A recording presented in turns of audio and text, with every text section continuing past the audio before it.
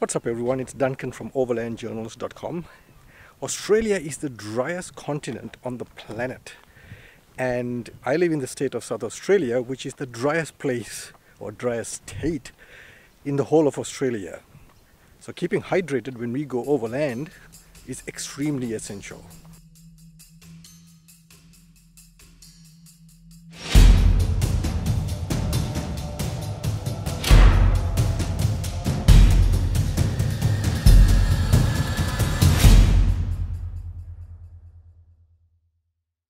So to give you an idea of how vast Australia is, in terms of landmass, we are about 3/4 the size of the United States of America, yet we only have a population of 25 million people.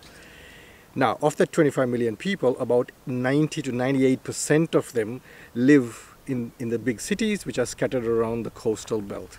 That's the coast rim around Australia.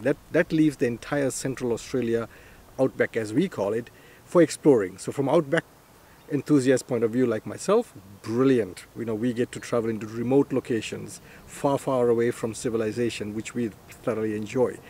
But also what that means is finding settlements, finding towns if you needed help or to replenish supplies is quite hard to find. They're few and far between. So being completely self-sufficient is essential. Now you can go without food for a while, but going without water, now that's very difficult because your body shuts down as soon as your body starts to dry up. So keeping hydrated is essential. Now in this video I'm going to talk about how much of water I carry and how I carry those quantities. Now those of you who've been regular to my channel, you'll know that everything I plan is based around the requirements of two people, myself and my wife. So when it comes to water, it's the same thing. It's the requirements for two people. Now we work on an average of 5 liters per day drinking water, a little bit more depending on which time of the year we are traveling. And then for washing up, average of 3 liters per day.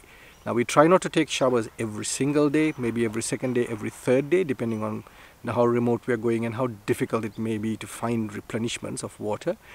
And when it comes to plates, cups, cutlery, crockery, we take disposables.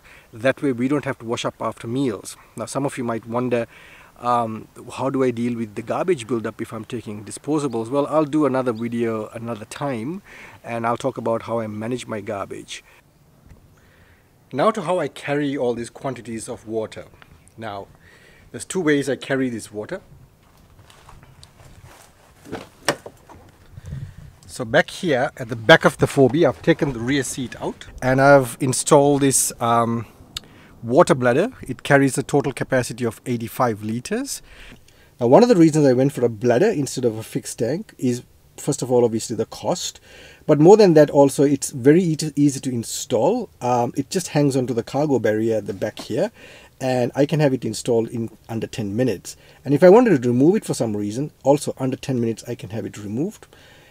Also, when it's empty, it weighs less than 2 kilos, whereas a fixed tank would weigh at least 20 kilos empty, and then you add the water into it, and that adds more weight to it. So I get to control the weight. Also, I felt hanging it on the inside here meant that I get a better weight distribution as far as the total weight of the vehicle is concerned. Now, even though we use this water bladder for mainly washing water, it is made out of food grade, so because of that we can use it for drinking water as well if the need arose. And the plumbing is over here, so you fill up the tank through here, and then when you want to get water out, you just pull out from here.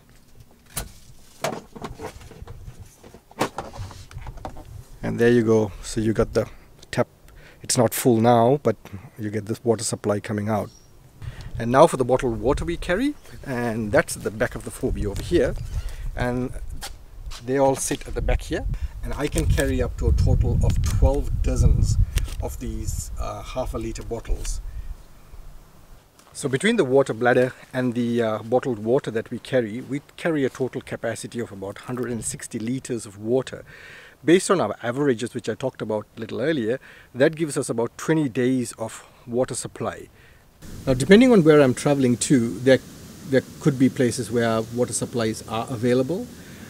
I need to go prepared to collect that water, whatever the source may be. So it could be from a tap, which is coming from a borehole, or it could be just from a well. So I go prepared, and what I carry is this collapsible bucket.